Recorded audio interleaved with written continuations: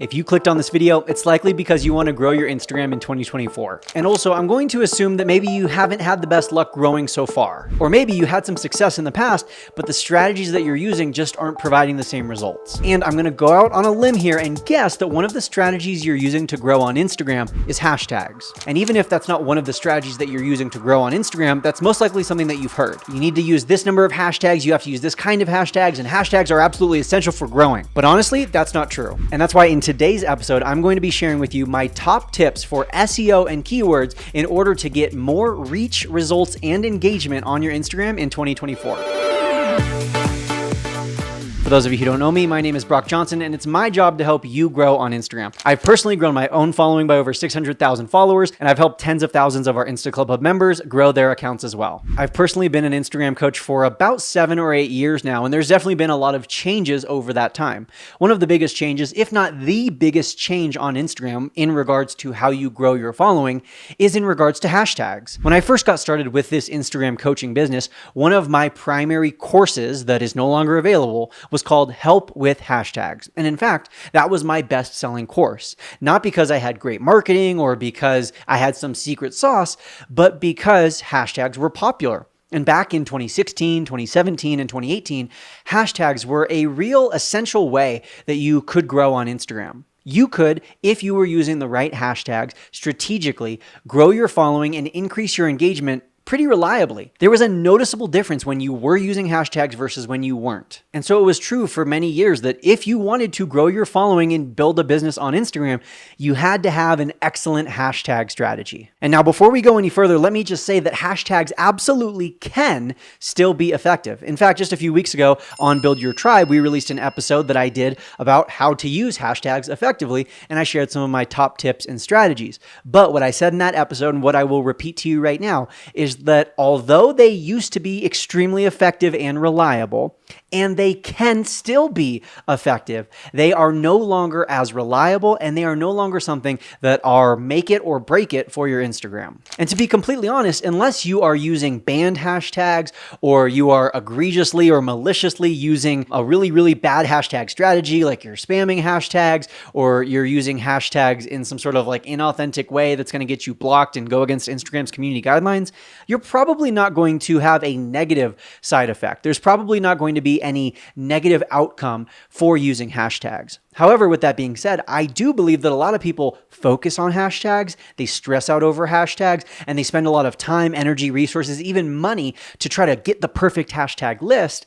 And I do think that that can indirectly lead to negative results, not because of the hashtags necessarily, but because the time you're spending, the energy, the resources you're spending on creating that perfect list could be better spent on other areas, such as creating higher quality content, increasing your quantity of content, or focusing on other areas of your business where you're going to see a better return on investment than stressing out over your hashtags. So if you're someone who doesn't put very much time, energy, or effort into your hashtags, yet you see results from them, by all means, don't let me stop you, keep using them. But if you're someone who stresses out over them, who spends multiple minutes, if not hours every single week, researching hashtags and trying to come up with the perfect list for every post, and you feel like you can't post your post until you get this perfect list of hashtags ready, well, then I want to give you the freedom by relieving you of that responsibility. In fact, earlier this year, the social media company Hootsuite did a study where they posted multiple posts that were essentially the exact same content, and all they did was change the amount of hashtags placed on the post.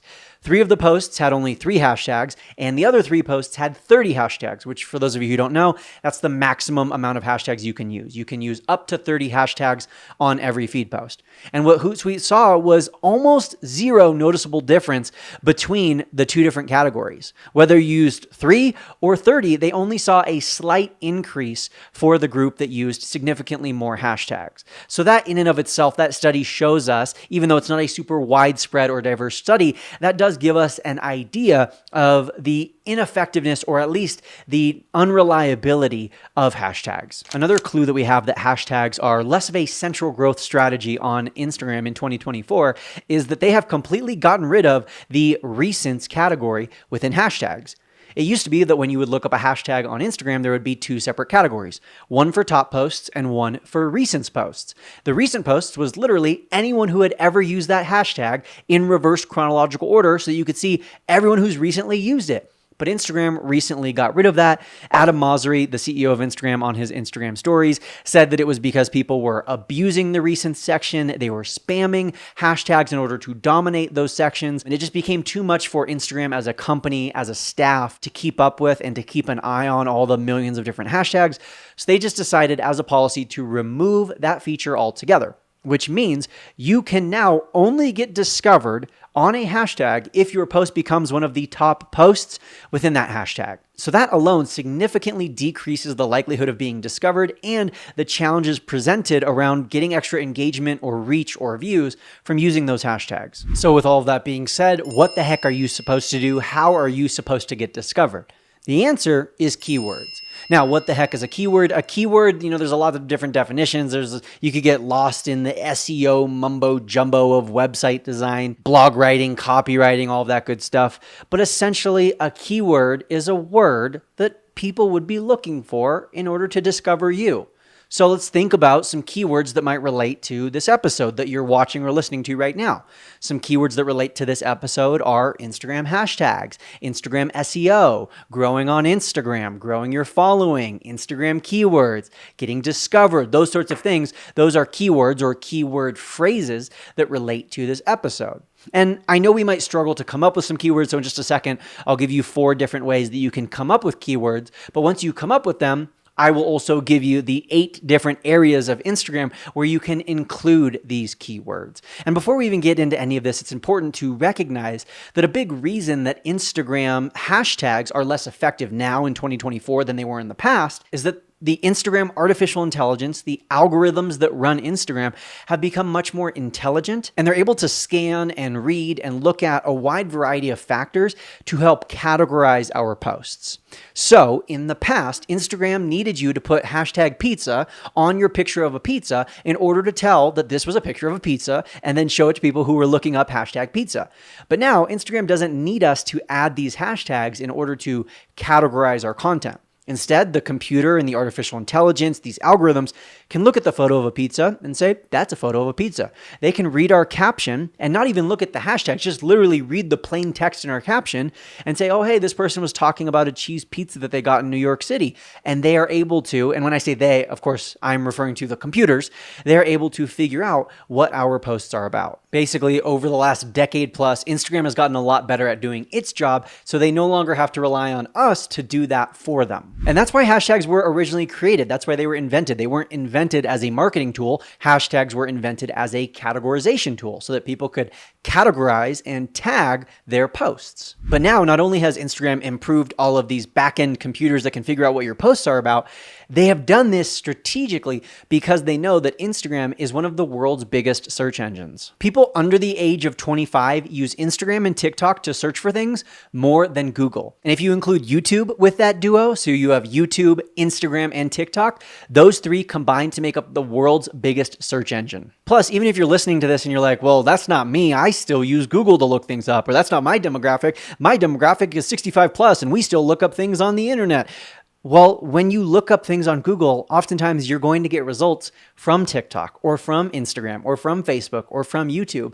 And so including these keywords, these terms in your social media content, and specifically what we're talking about today is including them in your Instagram content, it allows you to show up not just in Instagram search, but more broadly in Google and just general internet searches. But again, let's go back to this topic of keywords because it's the keywords that are going to make the difference. And for this to work, for keywords to actually provide a benefit for you, you need to empathize with your customers. And to stand on my little soapbox for just a second, I think one of the greatest and most underrated skills that any entrepreneur, any business owner, any social media creator can have is empathy for their ideal customer or follower. The better you can empathize with your ideal customer or follower, the better content you can create, because then the content you're creating is speaking directly to them. You're able to solve their problems, talk about their issues, address their concerns. And these are concerns not only that they have, these are concerns and problems and issues that they know they have. And I feel like oftentimes us content creators or entrepreneurs, we fall into this trap where we are creating content for what we think their problem is, or even what we know their problem is, but it's a problem that they don't know they have.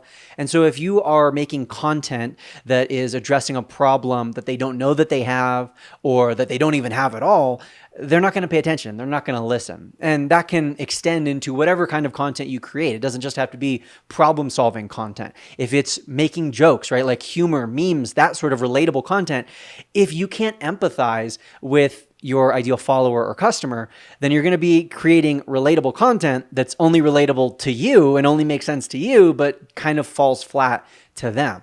Being able to empathize with them is how you create better offers, better products, and better solutions for your customers. And it's also a skill, and I call it a skill because I do think it's something that can be trained and something that you can improve upon, but it's a skill that once you have, it will allow you to seamlessly, without even thinking about it, include keywords and words that they would be looking up, words that they would understand, words that they would be searching for in your copywriting, in your content, in your scripts, and in your posts. But it's not something that everyone is great at, and ultimately, even if you are great at it, it's oftentimes very nice to be able to use some of these advanced data analytics tools that exist on the internet to confirm what you were thinking or just help you if you're struggling with the creativity of coming up with keywords. And again, just to remind you, a keyword or keyword phrase is any word or combination of words that your ideal audience would be searching for in order to find you and your niche. So my 4 ways that you can easily come up with keywords for your social media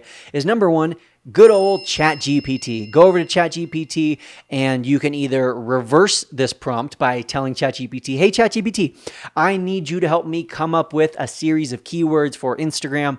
Before doing so, please ask me questions to better understand my Instagram content and my Instagram audience. Then ChatGPT will ask you a series of questions. When you answer those questions, it will give you a series of keywords. Or you could just use a simple prompt for ChatGPT telling it that you need its help in creating keywords for your Instagram. Your Instagram is about X, Y, and Z. Your average follower is insert their demographics. You could talk more about who your ideal audience is, what your goals are on Instagram. And then theoretically, ChatGPT will give you at least some decent starters for potential keywords that you could include in your social media content. My second tool that I'm going to recommend for you, and this is one of my favorites that I've been recommending for years, is called Answer the Public. Go to answerthepublic.com and you can type in a keyword or two of your own that describe your industry or your niche. So I might do Instagram growth. You might do beginner rock climbing or cake baking or skiing tips or whatever it may be. Then when you hit enter, Answer the Public will give you every single top search result broken down by different categories. So it will give you the top search result for beginner skier that starts with the word how. So how to dress for a beginner skier, how to learn to ski for beginners, all of those. It will give you everything in alphabetical order. So any search query that starts with the letter A and includes beginner skier. So a beginner ski hill, things like that. It is insane how much data they give you. At the time of recording this, I believe you get 3 free queries per day, but really you should only need maybe 1 or 2 to type in the main keyword that describes your industry. It's a very, very useful tool because it's literally giving you the data from Google to help you figure out what people are actually searching for. And quick little sidebar, not only is this great for keywords and figuring out what phrases to include in your posts, this is great to just come up with your posts in general because these are literally the things that people are looking up because these are the things that people want to know. Another awesome tool that was designed exactly for what we are talking about today is called keywordtool.io. You can visit that website and it will give you a big list of keywords. It also includes their strength, their popularity, all of that good stuff that you might want to know. Highly recommend that tool. And then the fourth tool that I'm going to share with you is by SEMrush. SEMrush has their own keyword tool. You can go to semrush.com or just Google it and you should be able to find SEMrush's keyword tool. All 4 of these tools are very helpful for you in coming up with the phrases and words to include in your posts. But speaking of including them in your posts, there are different areas that you should include them, and even areas outside of your post itself where you should be including these phrases and these keywords in order to be discovered more by your audience. That's number 1. But number 2, when your audience does discover you, they're able to see the words that they're searching for, the words that they are looking up, the problems that they know they have, And then they're more likely to follow you or engage with your content because it's clear to them. You are essentially making jokes that make sense to them. You're addressing problems that they know that they have, and so they are more likely to engage and or follow. I'm sure you've had an experience before where you saw someone's post and you thought it was super funny or super educational or whatever, and you're like, this is great. And you tapped on their bio, and then you read through their bio and you're like, oh my gosh, it feels like this person was made for me. It feels like this person is speaking directly to me, and you pressed follow. And at the same time, you've probably had the opposite happen, where you saw a great post, something that was super relatable or inspirational or educational, and you clicked on their page, and their bio just kind of rambled on about how many kids they have and how many fur babies they have and what their astrological sign is and how they're a black belt in this thing. And it's like, I don't really care about any of that. I came here for this one specific post that you made, but now I can see that that's not really your thing. That's not really your area. You don't really appeal to me. So that was a great post, but that's kind of where it stops. And really the difference between the two is, yes, the second person isn't continuing to post about the same topic, a la they're not posting about the same niche, but also it's the keywords, it's the phrases and the terms that that person is using in their content, in their bio, etc., that is telling you whether that person really knows their stuff or not. So with all of that being said, I have 8 different areas where you can be thoughtful about including your keywords. Again, you're going to use those 4 tools. Well, really 5 if you include the tool of your own empathy. You're going to use those 5 tools in order to come up with keywords. Keywords that relate to your content, keywords that relate to your account, keywords that relate to what you do. And then you're going to include them in the following 8 areas in order to improve your searchability and thus grow your following, reach more people, and boost your engagement in 2024. Area number 1 is in your spoken audio. So first and foremost, you should be doing direct-to-camera reels, just like I am recording this podcast right now, directly into the mic, directly into the camera. Your followers want to hear your voice. They don't just want to see you lip-syncing trending audios. They don't want to just see B-roll background videos of you working at your desk with some pretty music and some inspirational text on the screen. They want to hear your voice. They want to build that trust with you, and they want to get to know you. And when you are recording with your voice, when you are doing these spoken audio direct-to-camera reels, you should be thoughtful about the words that you are using because, yes, Instagram is listening. Instagram is literally transcribing what you are saying, and it's able to use that information to categorize your content and thus show it to the right people. So when you are writing your scripts for your reels, make sure to include your keywords, or if you use some sort of script writing tool, make sure you give that tool your keywords so that it can make sure to include some of those keywords and phrases into your scripts. The second area to include keywords is in the on-screen text, whether it's the text that pops up throughout your reel, or if you have like an infographic or a text post or a carousel post with lots of different text on the screen, maybe you made it in Canva or whatever, just make sure that at least on some of those pages, or at least some of the text that is showing up and visible on the screen, make sure that those are keywords. Now, I am not saying to just pop a bunch of keywords into the last slide of your carousel. Like you made a 10 slide carousel, and then on slide 10, you're putting like a list of 100 different keywords and phrases that you think your audience would be looking up. That's not what I'm saying. What I'm saying to do instead is to organically massage those keywords into the actual content. So earlier I gave you a list of ideas of keywords that might relate to this episode. Some of those keywords were Instagram hashtags, Instagram growth, Instagram keywords, Instagram SEO, get discovered, grow on Instagram. And all of those phrases are phrases that I have organically said in this episode. I haven't just typed out a long list of keywords down in the show notes or in the description. I have literally said them in this episode. Just like I'm recommending you do the same with your Instagram post. Organically speak or say the keywords, mix them in to the sentences and phrases that you are saying, and mix them in to the on-screen text. Also, speaking of on-screen text, there is this rumor flying around Instagram. Every time I say that, I feel like that scene from Elf where they're like, there's a rumor going around that the parents do it. But anyways, I digress. There's a rumor going around on Instagram, a made-up strategy that some people say works, that when you record your reel, you should do the opposite of what I just said, which is take a list of your hashtags or take a list of your keywords, paste them onto the reel, and then make them like really small so that no one can really read them, and make them the same color as the background so that they blend in. So then no one really knows that those keywords are there, but the algorithm can read them, and then the algorithm can detect that and make sure to show you to more people. And listen, I think it's a good idea, and it's definitely something that, sure, go ahead, you can test it. And I'm sure some people have had results, but every time we've tested it, and we've tested this well over a dozen times on a wide variety of accounts now, we have not gotten any sort of conclusive results. So if what I just described doesn't even make sense to you, forget about it. If what I just described to you is something that you're doing and it's not working, again, forget about it. If it's something that you're doing and it is working, then go ahead and keep doing it. But I know that rumor is flying around, and maybe you had that question when you showed up to listen to this podcast today.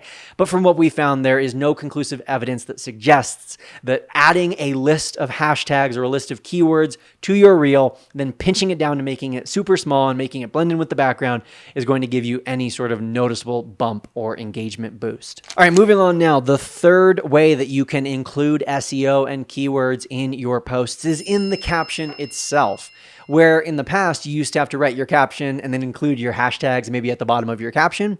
Now you can just include those keywords and those phrases organically into the actual sentences and words and phrases that you're using in your caption, and that's good enough. And again, remember, Instagram is scanning all of this. In fact, there was one report that Instagram tracks over, get this, 50,000 different data points on every single post.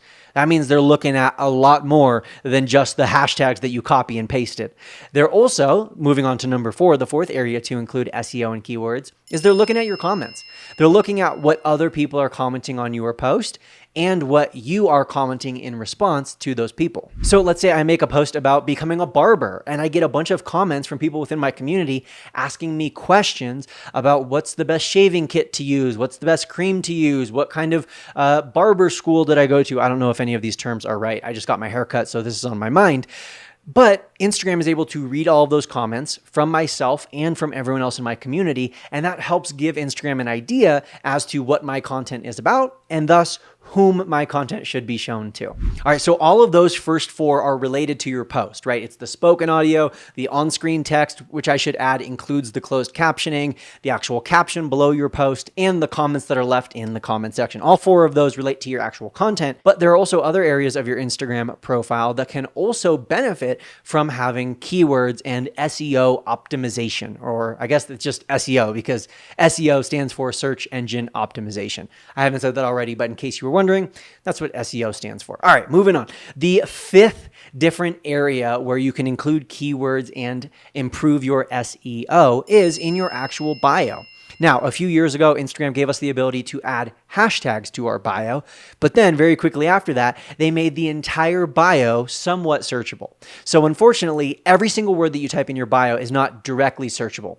If I type peanut butter cupcake in my bio and you search peanut butter cupcake, you're not going to directly and immediately find my account. But if I were to include peanut butter cupcake in my bio, that would help Instagram suggest me when people are looking that up. I hope that distinction makes sense. I know that might be a little bit confusing. Basically, the words in your bio are not directly searchable, but they do aid Instagram in general in categorizing your account. So all of this being said, that's why my 5th tip for you, or my 5th area where you should consider the keywords and the phrases that you're using is in your bio. In your bio, you don't want to be using insider lingo, terms that you've made up, expressions that only really make sense to you. You want to use phrases and keywords and terms that are known and searched for by your ideal customer or follower base. One area of your profile that is directly and 100% searchable, and this one might be the most overlooked area of your entire Instagram profile in regards to your searchability and discoverability, is what I like to call your Instagram title. Your Instagram title technically is what's known as your Instagram name. It's the bold text right below your profile picture when you are looking at your Instagram profile. And because this is called your Instagram name, most people just put their first and last name on this line. However, anything you put on this line is directly searchable. If I put peanut butter cupcake on my Instagram title line or on my Instagram name line, then anyone who searched peanut butter cupcake on Instagram would immediately find me. And earlier this year, Instagram actually expanded this line. They didn't really tell anyone about this, but they expanded it from, I believe, what used to be 36 characters to now 54 characters, which means that you can now add a lot more to that line. You could theoretically add your name and add your searchable title or keyword terms that you want to make sure you have on there so that you can be discovered. So if you take a look at my Instagram, on my Instagram name line, aka my Instagram title, it says Instagram Growth Coach. So that anyone who's looking to grow on Instagram and is looking for an Instagram growth coach, when they search that, when they look up that keyword term, they will find me. So you have homework from this episode, and that homework is, if you get nothing else from today's episode, I want you to fix your Instagram title, aka your Instagram name. The line where right now you probably have just your first and last name, maybe you have some emojis or some random terms. I want you to really take a close look at that line and make sure that it includes either some sort of title for yourself or some sort of keywords that relate to your account.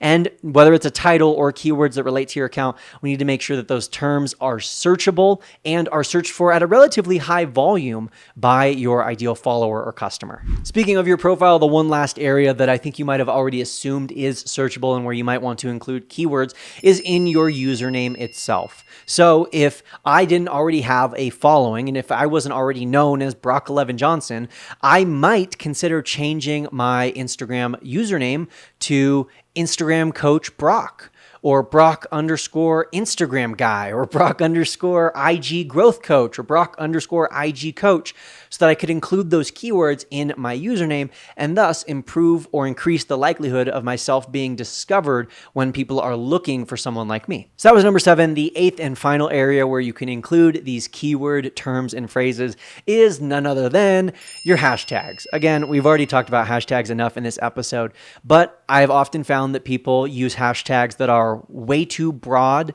way too generic, or they go to the opposite end of the spectrum. They're way too specific. They're way too hyper niched.